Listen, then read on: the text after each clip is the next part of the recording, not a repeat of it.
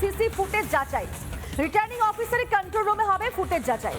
দ্বিতীয় ধাপে আবার ডিইও অফিসের কন্ট্রোল রুমে সেখানে ফুটেজ যাচাই করা হবে। শেষ ধাপে সিইও অফিসে কন্ট্রোল রুমে সেখানে ফুটেজ যাচাই করা হবে। আর এই পুরো যে গোটা প্রক্রিয়া, এই নজরদারির জন্য মোতায়েন থাকবেন 2500 জন মাইক্রো অবজারভার, যারা পুরো বিষয়টা করবেন, পুরো কাজটা করবেন।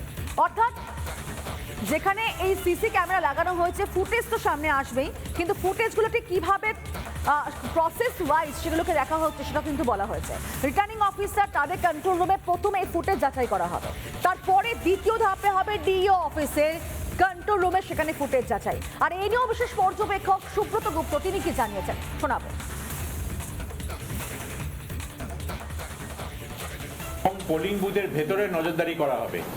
100% পোলিং বুথ মানে প্রতিটা পোলিং বুথ এবং তার সাথে যে সংশ্লিষ্ট অক্সিলারি পোলিং বুথ, দুটোর ক্ষেত্রেই ভেতরে এবং বাইরে পুরো সময়, পুরো পোলিং টাইম এবং পোলিং টাইম শুরু হওয়ার আগেও যখন থেকে মক পোল শুরু হবে সেই সময় থেকে পুরো মনিটরিং হবে।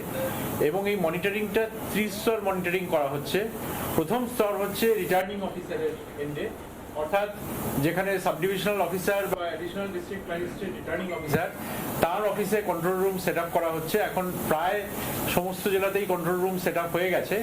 এর কাজ খুব তাড়াতাড়ি ফুল ফ্লেজের চালু হবে। এখন যেটা ফ্লাইং স্কোয়াড এবং স্ট্যাটিক সার্ভেলেন্স টিম, তাদের যে ভিডিও ফিড সেগুলো আসছে সেই কন্ট্রোল রুমে। সুতরাং প্রথম স্তরটা হবে রিটার্নিং অফিসারের স্তরে। দ্বিতীয় স্তর হবে ডিস্ট্রিক্ট ইলেকশন অফিসারের স্তরে। ডিস্ট্রিক্ট ইলেকশন অফিসার তিনি তার কন্ট্রোল রুমে এই সমস্ত বুথগুলোর ওপর নজরদারি তিনি করতে পারবেন।